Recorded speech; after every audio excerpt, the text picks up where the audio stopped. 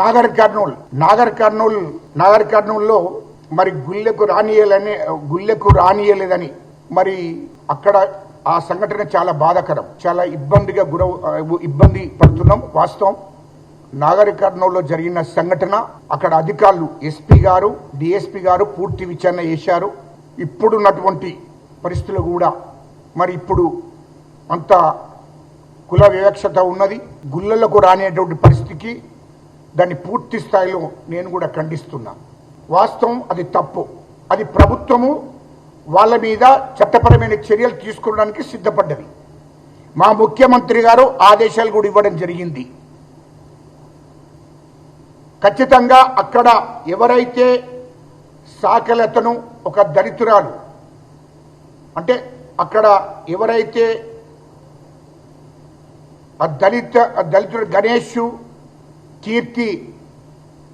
గణేష్ భార్య కీర్తి వాళ్ళిద్దరి మీద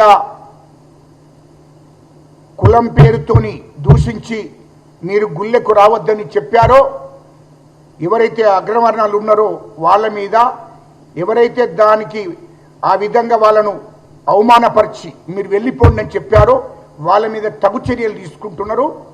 ఖచ్చితంగా వాళ్ళను చట్టపరమైన చర్యలు తీసుకుంటారు, వాళ్ళ మీద కేసులు పెట్టి రిమాండ్ చేస్తారు, జైలుకు పంపిస్తారు, దాంట్లో సందేహం లేదు. అది వాస్తవం, జరిగింది కూడా వాస్తవమే. ఖచ్చితంగా దాని మీద ఎస్పీ గారు డిఎస్పీ గారు అధికారులందరూ కూడా పూర్తిగా శూన్యంగా విచారణ జరుగుతుంది. అది తప్పే.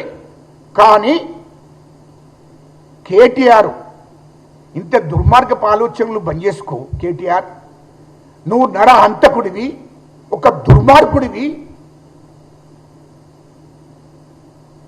నీవు ఆనాడు రావణాసురుడు డైరెక్ట్గా యుద్ధం చేశాడు, కానీ నువ్వు వెన్నుపోటుదారుడివి. కుతంత్రాలు చేయకు. అంటే రావణాసురుని కన్నా చాలా డేంజర్. నీకు విషం ఉంది బాగా. కేటీఆర్కు హరీష్ రావు అనేటోనికి గోటి నుండి పడితే తనదాకా విషం ఉంది, దురహంకారం ఉంది. ఇయ్యాల్లో ఒక్క చిన్న పాపను అడ్డు పెట్టుకొని కూడా నువ్వు రాజకీయాలు చేయాలనుకుంటున్నామంటే ఎంత దుర్మార్గమైన ఆలోచన అయ్యా.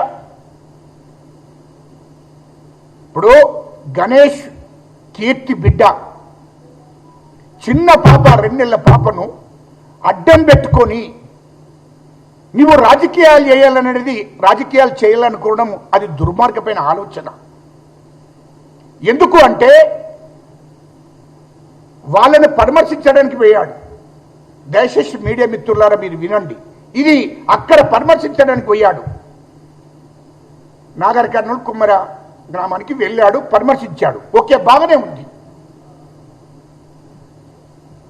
అక్కడ చనిపోయింది చిన్న పాప.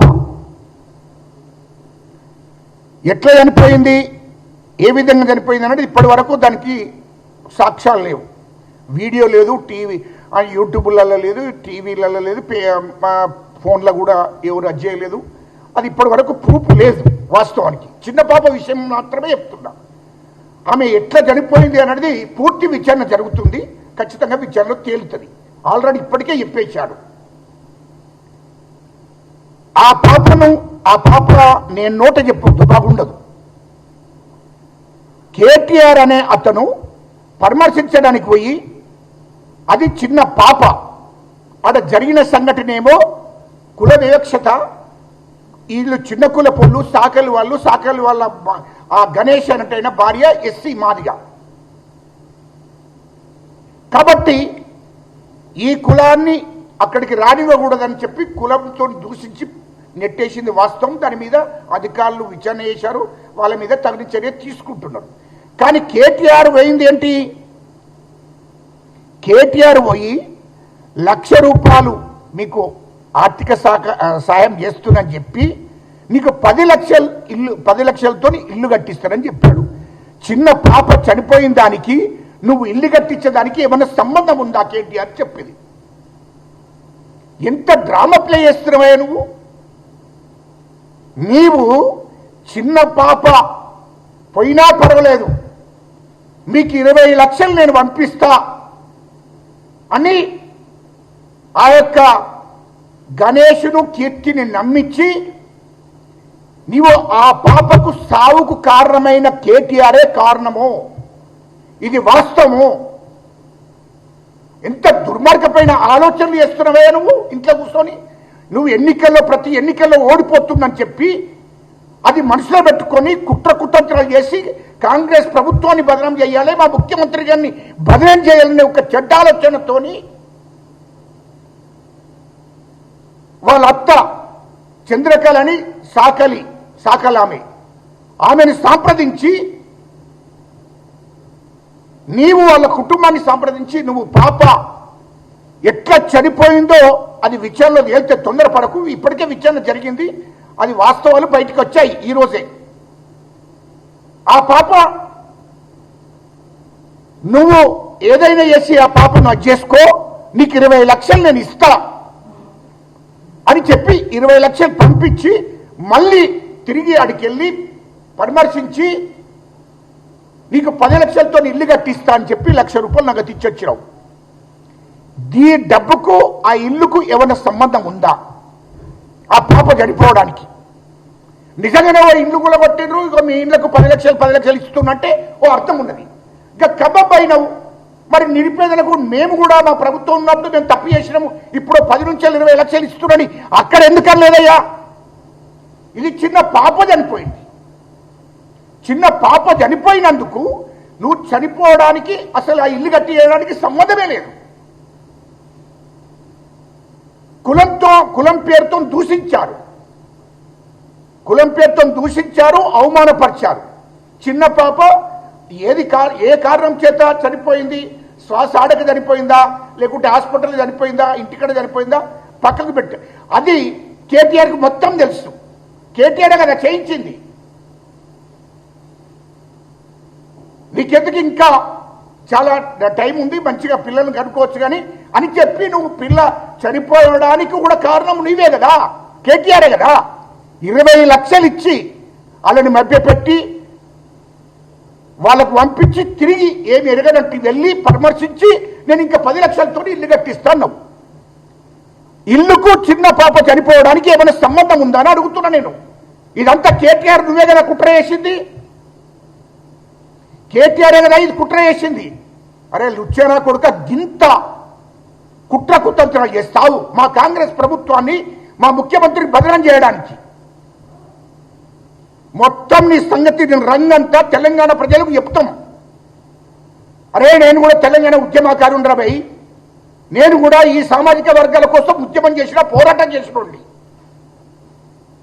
ఈ జాతుల కోసం నిరంతరం ఉద్యమం చేసినోండి. లుచ్చానా కొడుక నువ్వు ఇట్లాంటి కుట్రలు చేస్తావా? ఒక పాప చనిపోవడానికి ప్రధాన కారణం కేటీఆరే, అది గుర్తుపెట్టుకొని మీరే మిత్రులారా, ఇది వాస్తవం.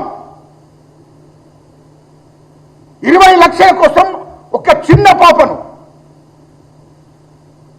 20 లక్షలు ఇచ్చి చిన్న పాప చనిపోతే ప్రభుత్వాన్ని బదనం చేయొచ్చు, ముఖ్యమంత్రి గారిని బదనం చేయొచ్చు అనే ఆలోచన చేసినటువంటి ఒక దుర్మార్గుడివి.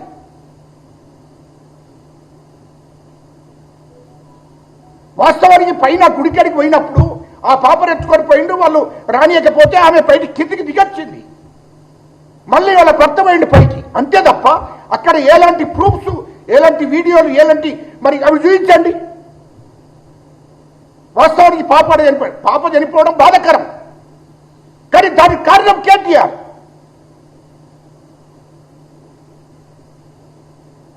అది తోపులాటలో చనిపోయింది కాదు, అక్కడ ఎవరు చంపలేదు, తోపులాట చనిపోలేదు, అక్కడ ఆమెను కొడితే చనిపోయింది కాదు, ఆమె బయట చనిపోయింది చిన్న పాప. ఆ చనిపోవడానికి కాంగ్రెస్ ప్రభుత్వాన్ని బదనాం చేసి ముఖ్యమంత్రిని బదనాం చేయాలి అని ఆలోచన చేసి మొదటి నుండి వాళ్ళతో టచ్లో ఉన్నాడు కేటీఆర్ అంటాడు. ఆ పాపను 2 ఏళ్ల పసిపిల్లలు సావుకు కారణమైన కేటీఆర్, నీ గురించి ఇంకా మాకు తెలియదు అనుకుంటున్నావా? ఇట్లా ఎన్ని కుట్రలు చేస్తావు నువ్వు? అది జాగ్రత్త. నీ కుట్రలు ఇక్కడ జరగవు, ఇక్కడ జరగవు, తెలంగాణలో జరగవు. నీ కుట్ర కుతంత్రాల గురించి మాకు తెలుసు. ఇలా నువ్వు నీతి వాక్యాలు చెప్తున్నావు. నేరేల్లో నువ్వు ఏవట్టి కాదా? నువ్వు ఏవట్టి అక్కడ 5 బిడ్డలు, దళిత బిడ్డలు, ఒక సాకలి బిడ్డ చనిపోవడానికి కారణం నువ్వు కాదా? లుచ్చానా కొడుక, ఇయ్యాల నువ్వు నీతులు చెప్తున్నావు. ఆదిలాబాద్లో ఒక ఆడిబిడ్డ, గిరిజన ఆడిబిడ్డ, నీ గవర్నమెంట్ ఉన్నప్పుడు, టీఆర్ఎస్ ప్రభుత్వం ఉన్నప్పుడు, కేసీఆర్ ముఖ్యమంత్రిగా నువ్వు మంత్రిగా ఉన్నప్పుడు ఆదిలాబాద్లో చనిపోయింది వాస్తవం కదా? ఒక గిరిజన బిడ్డ. ఆదిలాబాద్లో ఎంతమంది ఆడిబిడ్డలు, గిరిజన బిడ్డలు, దళిత బిడ్డలు చనిపోయారు మీ గవర్నమెంట్లో? అప్పుడు ఎందుకు స్పందించలేదని అడుగుతున్నా. నిజామాబాద్లో చనిపోయినప్పుడు ఎందుకు స్పందించలేదు? సత్యమని ఒక దళిత బిడ్డను, వాడు జీవన్ రెడ్డి అనేటువంటి ఎమ్మెల్యే లారీల కింద దొక్కి చంపితే ఒక్కనాడు కూడా వీటి గురించి మాట్లాడలేదే.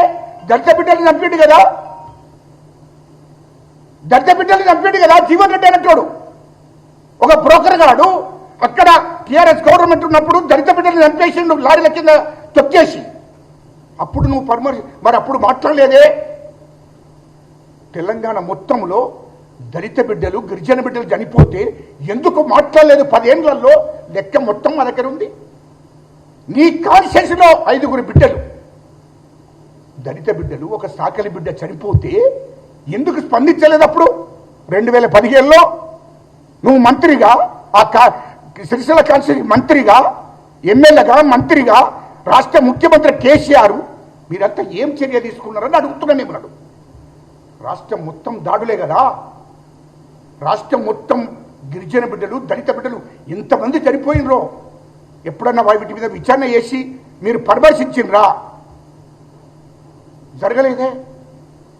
దాని మీద మా దళిత బిడ్డలు, గిరిజన బిడ్డలు చనిపోయిందని రోడ్డు మీదకి వచ్చి ధర్నా చేస్తే, రాస్తారోకలు చేస్తే వాళ్ళ మీద థర్డ్ డిగ్రీ, వాళ్ళ మీద అక్రమ కేసులు పెట్టి థర్డ్ డిగ్రీ ఉపయోగించి వాళ్ళను ఉల్టా కేసులు పెట్టి జైలుకు పంపించారు. వాళ్ళ తల్లిదండ్రులు అక్కడ ఉన్న జనం ధర్నా చేస్తే వాళ్ళ మీద కేసులు పెట్టి వాళ్ళని అరెస్ట్ చేసి థర్డ్ డిగ్రీ ఉపయోగించి వాళ్ళను జైలుకు పంపించారు.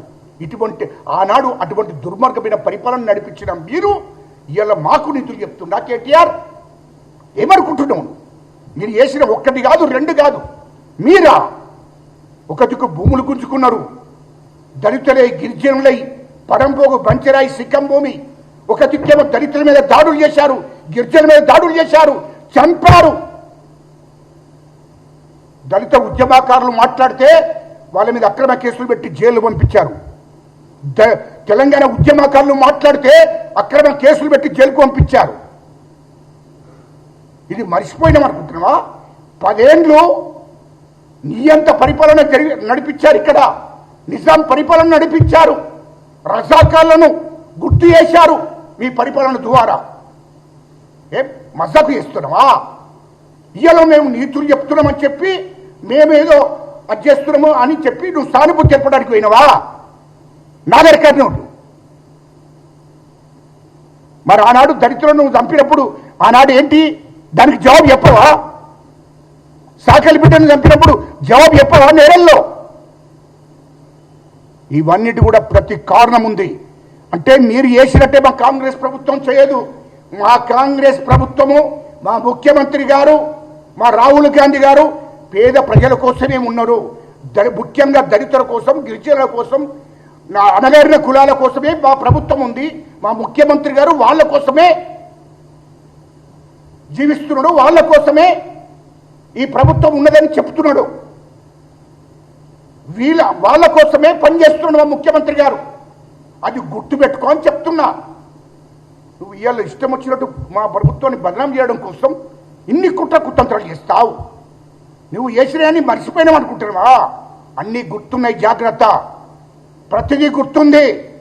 నేరేల ఇష్యూ అంతా నేనే చేసిన. నేరేల ఇష్యూ వాళ్ళ కోసం కొట్లాడిన, ఉద్యమం చేసిన, పోరాటం చేసిన. అక్కడ దళితుల కోసం, సాకలి వాళ్ళ కోసం, అనగారిన కులాల కోసం నేనే ఉద్యమం చేసిన. ఆనాడు నా మీద కేసులు పెట్టియలే. ఆనాటి బిడ్డల మీద వాళ్ళ కోసం అక్కడ నేరేల్లో ధర్నాలు చేస్తే మా బిడ్డలను చంపేసినవయ్యా అని చెప్పి ధర్నాలు చేస్తే వాళ్ళను అరెస్ట్ చేసి థర్డ్ డిగ్రీ ఉపయోగించి జైలుకు పంపిన చరిత్ర కేటీఆర్ నీది రాబోయి. ఎందుకు నువ్వు ఇవాళ నీతులు చెప్తున్నావు? నాకు అర్థం కాలే. ఎంతమంది ఇండ్లు కూర్చలేదు ఈ ప్రభుత్వంలో? ప్రాజెక్టుల పేరు మీద రైతులై పేదవాళ్ళై భూములు గుంజుకొని అక్రమంగా గుంజుకొని వాళ్ళని బెదిరించి అక్రమంగా గుంజుకొని మీరు ఫామ్ హౌస్లు కట్టుకున్నది వాస్తవం కాదా? మీ బీనాం పిల్లల మీద చేసుకునేది వాస్తవం కాదా? మీరా ఇయ్యాల నీతులు చెప్పండి. కేటీఆర్, నీ చరిత్ర మొత్తం తెలుసు, జాగ్రత్త. నీ మీద అన్ని కేసులు ఉన్నాయి. అన్నిటి మీద మీరు ఎంత దోపిడీ చేశారో అవన్నిటి మీద కూడా విచారణ జరుగుతుంది. ఖచ్చితంగా నువ్వు జైలుకు పోతావు. ఇక ప్రజలు మిమ్మల్ని నమ్మే పరిస్థితి లేరు. ప్రతి ఎన్నికల్లో మిమ్మల్ని ఓడగొట్టారు. ఈ రాష్ట్రంలో తెలంగాణ ప్రజలు మిమ్మల్ని నమ్మే పరిస్థితి లేదు. అసలు బీఆర్ఎస్ లేకుండా పోతుంది. ఖచ్చితంగా నీ మీద, నీ బావ మీద, హరీష్ రావు మీద, కేసీఆర్ మీద విచారణ జరుగుతుంది. ఖచ్చితంగా మీరు జైలుకు ఒక తప్పదని చెప్తున్నాను. అన్నిటి మీద విచారణ జరుగుతుంది. అందరి మీద విచారణ జరిగిన తర్వాత చట్టపరమైన చర్య తీసుకుంటారు. అందరినీ ఖచ్చితంగా రిమాండ్ చేస్తారు. ఏది కూడా మా ముఖ్యమంత్రి గారు అధికారులకు చెప్పాడు, మీరు ఖచ్చితంగా ఈ దళితుల విషయమే కానీ ఎక్కడ కూడా ఎవరి మీద దాడి జరిగినా ఊరుకునే ప్రసక్తే లేదు. మా ప్రభుత్వం ఖచ్చితంగా విచారణ చేపిస్తుంది, జైలుకు పంపిస్తుంది 100%.